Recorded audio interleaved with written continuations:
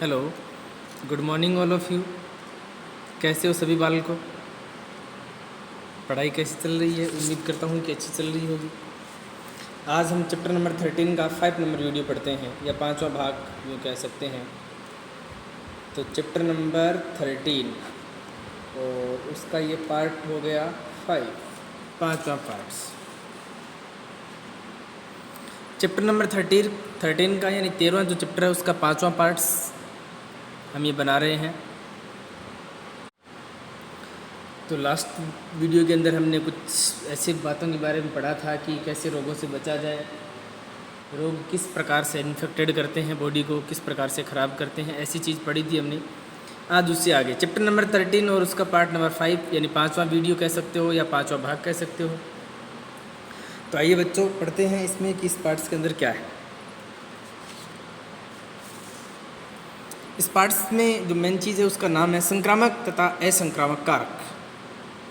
कारक का मतलब फैक्टर है, यानी वे चीज़ जो रोग को फैलाते हैं उन्हें ही हम कारक कहते हैं। वे पदार्थ, वे कण, वे सूक्ष्म जीव जो रोग को एक स्थान से दूसरे स्थान पर, एक व्यक्ति से दूसरे व्यक्ति तक फैलाने का या पहुंचाने का कार्य करते हैं, उन्हें हम कारक कहते हैं। ये कारक दो प्रकार के होते हैं, संक्रामक तथा असंक्रामक कारक।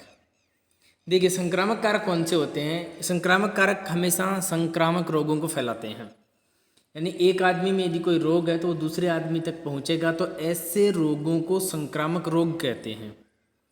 और ऐसे रोगों को एक जगह से दूसरे जगह में, एक व्यक्ति से दूसरे व्यक्ति तक पहुंचाने वाले कारक या सूक्ष्म जीव ही क्या कहलाते हैं? संक्रामक कारक कहलाते हैं। तो ऐसी चीज़ों के बारे में पढ़ते हैं। पहली लाइन देखो क्या लिखा हुआ है। हमने देखा कि जब कभी भी रोग के कारण के विषय में सोचें तो हमें लोक स्वास्थ्य तथा समुदाय स्वास्थ्य संबंधित कारकों को ध्यान में रखना आवश्यक है। जब भी हम किसी पर्टिकुलर एक रोग के बारे में विचार करते हैं तो हमें अपने स्वास्थ्य, लोक स्वास्थ्य यानी समाज का भी ध्यान रखना पड़ता है, और समुदाय स्वास्थ्य जिस कम्युनिटी में हम रहते हैं, समुदाय का मतलब कम्युनिटी की हेल्थ के बारे में भी हमें विचार करना चाहिए, या उस पर भी हमें ध्यान देना जरूरी बन जाता है।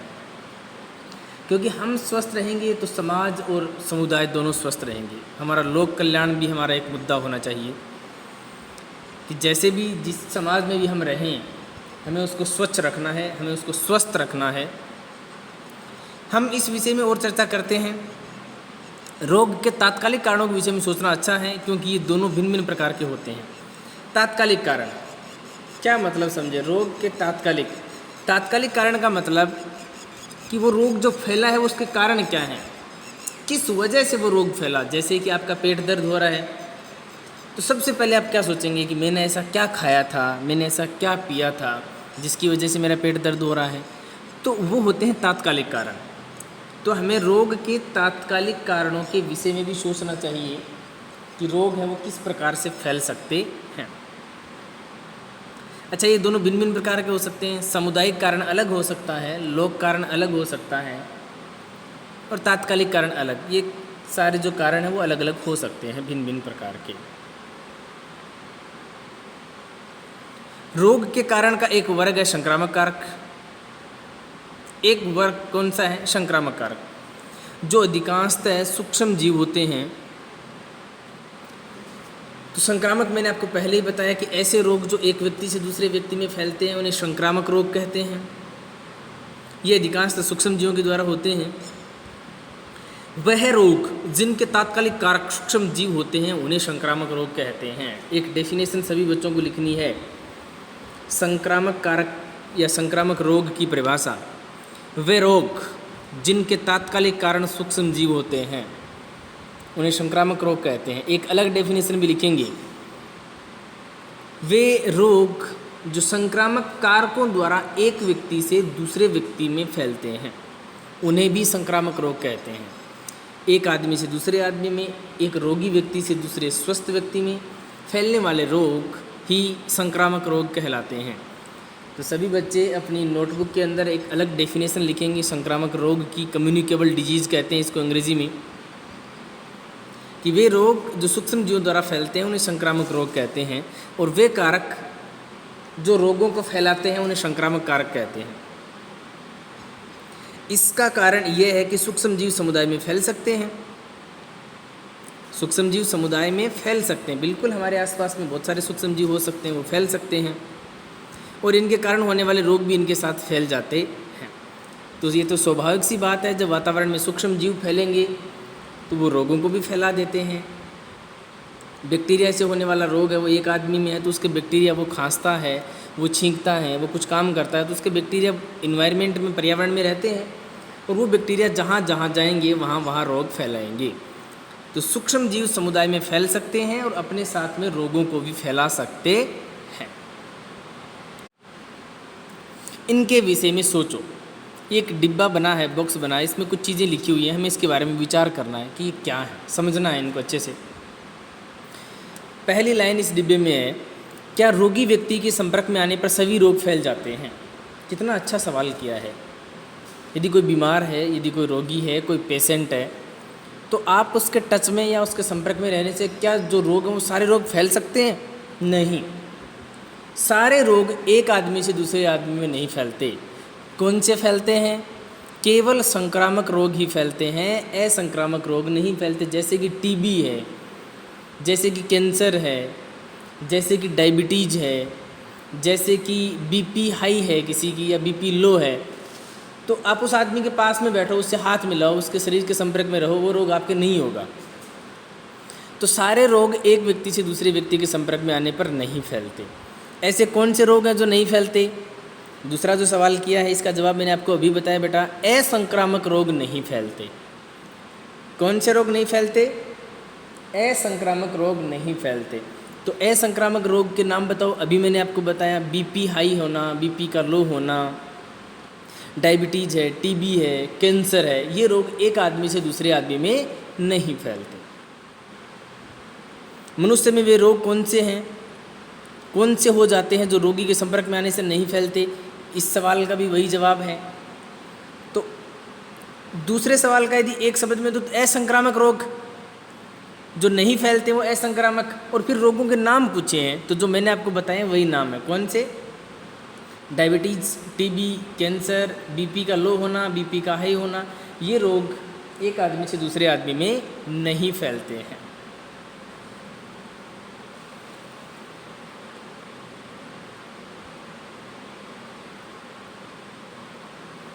चलिए इसके बारे में देखो ये क्या लिखा है।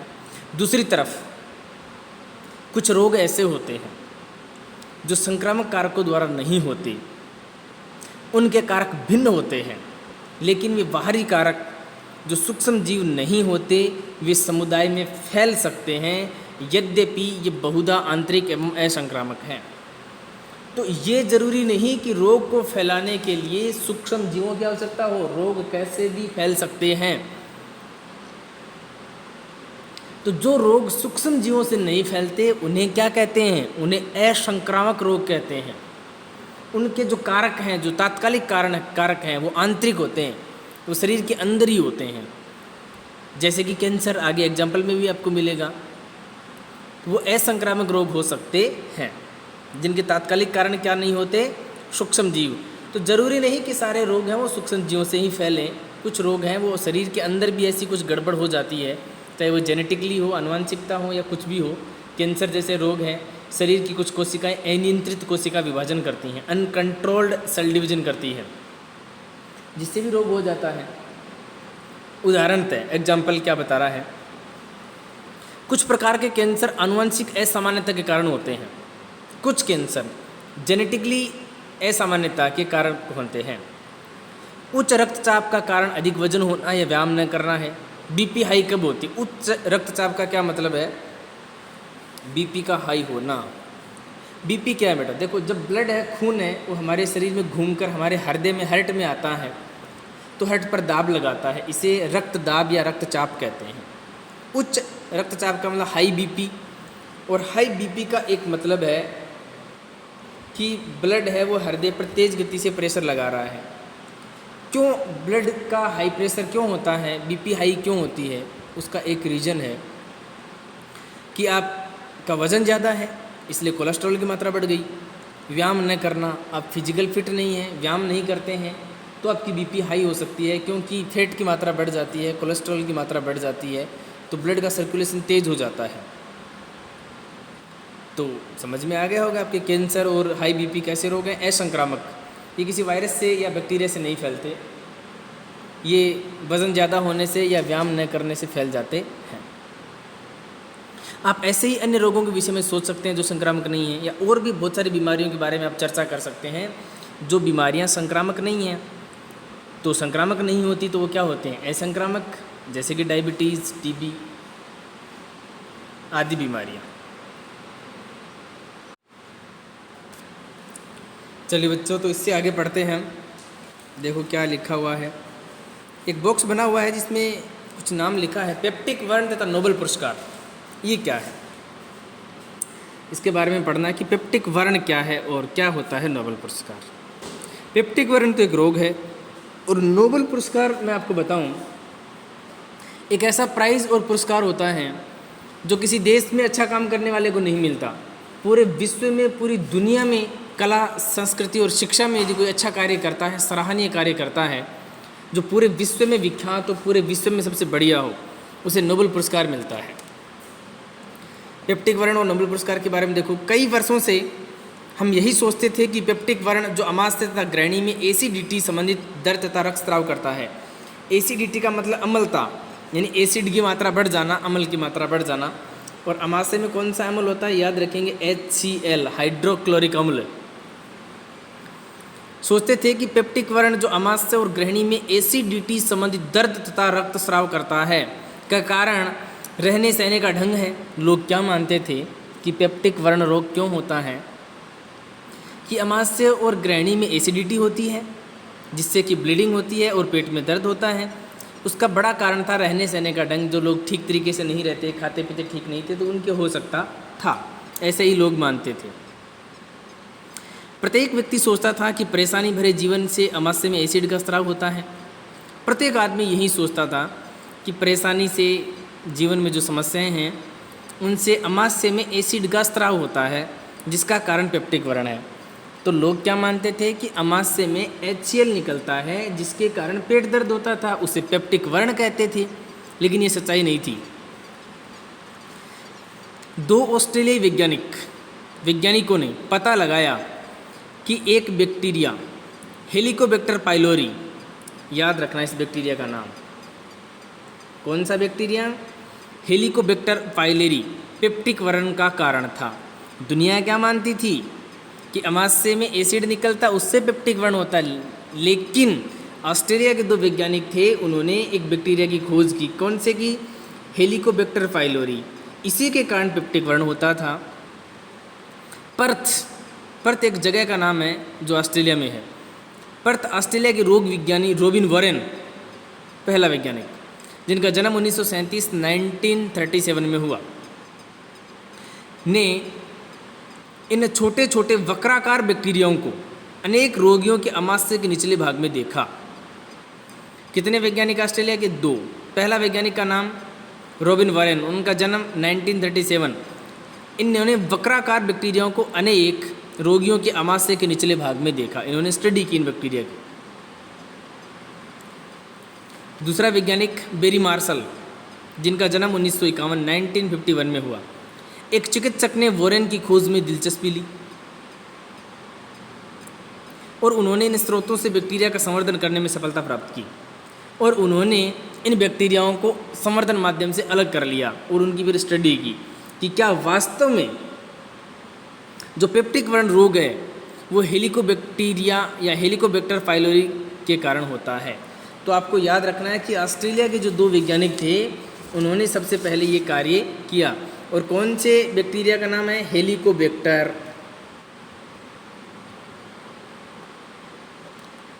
पाइलोरी। तो ये जो बैक्टीरिया है, हेलिकोबैक्टर पाइलोरी जो बैक्टीरिया है, इस बैक्टीरिया से कौन सा रोग होता है? पेप्टिक वर्ण। ये बात आपको याद रखना। तो हेलिकोबैक्टर पाइलोरी नामक बैक्टीरिया से कौन सा रोग होगा? पेप्टिक वर्ण रोग होगा। किसने? 2 वैज्ञानिक ऑस्ट्रेलिया के थे, एक रॉबिन वॉरेन और दूसरा क्या था? Barry Marshall. उन्होंने इस रोग की खोज की और बताया कि पेप्टिक वर्ण रोग है वो किसके कारण नहीं होता, अमाशय के कारण नहीं होता, कुछ और कारण है। आगे देखो इसमें क्या लिखा हुआ है। अपने उपचार अध्ययन में मार्शल और वॉरेन ने पता लगाया कि रोगी के पेप्टिक व्रण का उपचार तभी हो सकता है जब बैक्टीरियाओं को अमाशय में मार दिया जाए। तो फिर इस रोग का जो पेट दर्द होता था अमाशय में, कौन से बैक्टीरिया के कारण, हेलिकोबैक्टर बैक्टीरिया जो है उनके कारण जो पेट दर्द होता है उसका उपाय क्या है? उसका उपाय यही है कि इन बैक्टीरियाओं को यानी इन जीवाणुओं को पेट के अंदर यानी अमाशय के अंदर ही मार दिया जाए तो पेट दर्द नहीं होगा। मॉर्सल तथा वोरेन के इस अद्भुत कार्य के लिए विश्व समुदाय आभारी है। तो इससे पहले दुनिया मानती थी कि अमाशय में HCl से पेप्टिक व्रण होता है, लेकिन इन्होंने बताया कि बैक्टीरिया से होता है। और कौन से बैक्टीरिया से?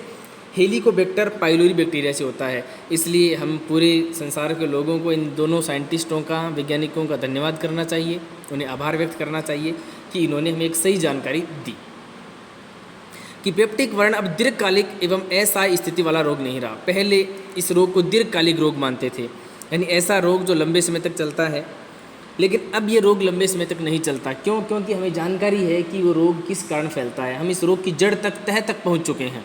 अब हमारे पास इलाज है इसका, क्योंकि बैक्टीरिया का हमारे पास अच्छे तरीके से इलाज है।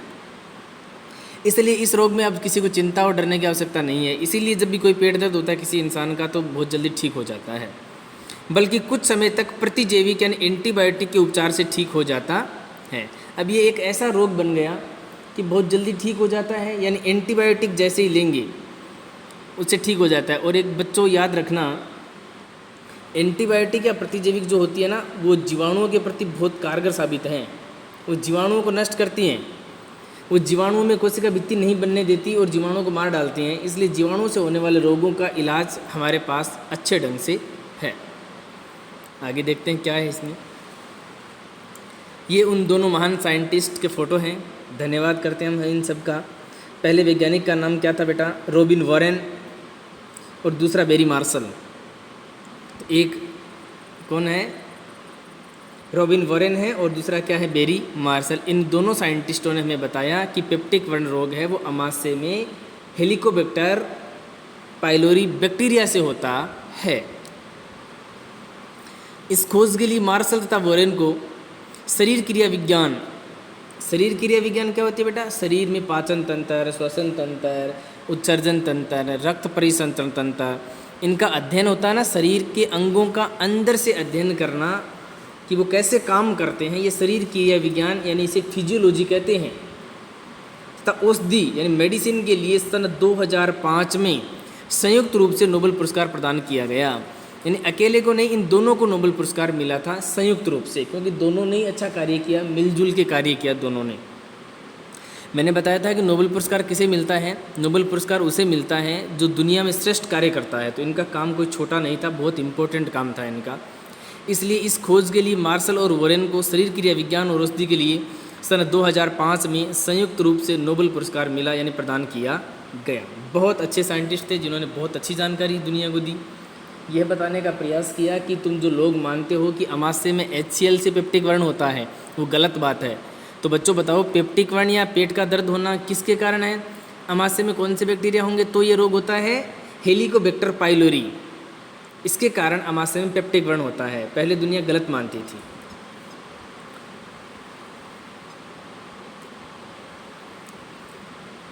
रोगों के फैलने के तरीके तथा उनके उपचार की विधियां तथा सामुदायिक स्तर पर उनके निवारण की विधियां विभिन्न रोगों के लिए भिन्न भिन्न होती हैं। रोगों के फैलने के तरीके तथा उनके उपचार की विधियां तथा सामुदायिक स्तर पर उनके निवारण की विधियां विभिन्न रोगों के लिए भिन्न भिन्न होती हैं। यदि किसी आदमी के 4 प्रकार के रोग हैं तो इसका मतलब ये है कि उसे एक तरीके से ठीक नहीं किया जा सकता, उन्हें अलग अलग तरीक़ों से ठीक करना पड़ेगा, क्योंकि किसी भी रोग को एक तरीके से ठीक नहीं कर सकते। भिन्न भिन्न तरीके होते हैं रोगों को ठीक करने के। तो अलग अलग रोगों को ठीक करने की विधियां भी क्या होंगी? अलग अलग होंगी। यहाँ पर यह निर्भर करता है कि इनके तात्कालिक कारण संक्रामक हैं अथवा असंक्रामक। तो ये भी जानना बहुत ज़रूरी है कि वो रोग जो फैला था वो संक्रामकता के कारण फैला या असंक्रामकता के कारण फैला। संक्रामकता के कारण फैला है तो हमें सूक्ष्म जीवों पर कंट्रोल करना होगा, साफ सफाई रखनी होगी, जिससे कि बैक्टीरिया हैं, वायरस हैं, फंगस हैं न हों।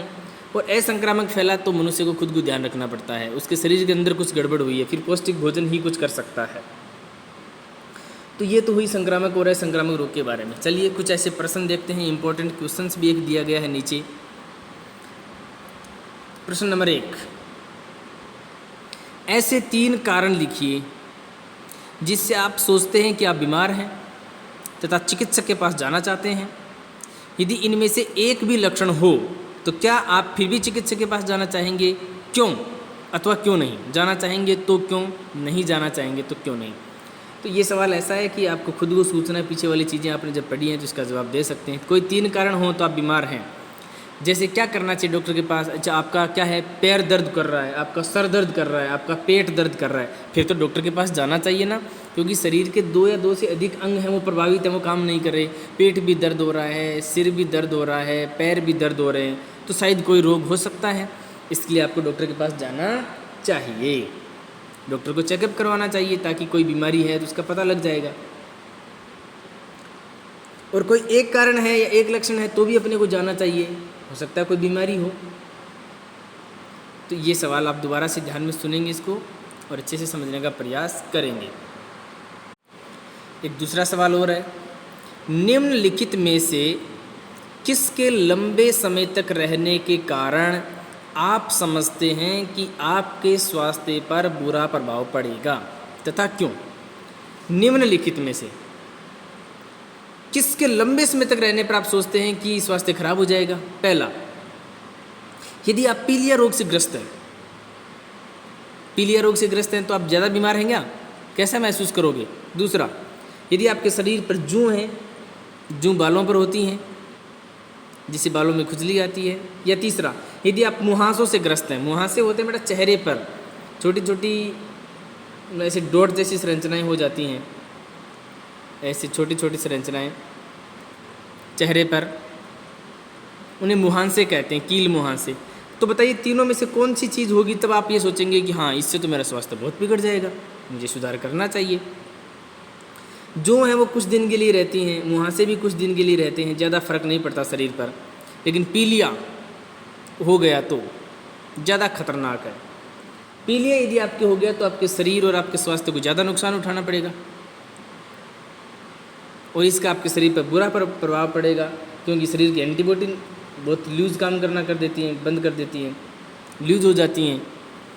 तो इनमें से तो पीलिया जो रोग है वो ज़्यादा आपके स्वास्थ्य को ख़राब करेगा, इसलिए थोड़ा सजग रहना ज़रूरी है रोगों से बचने के लिए।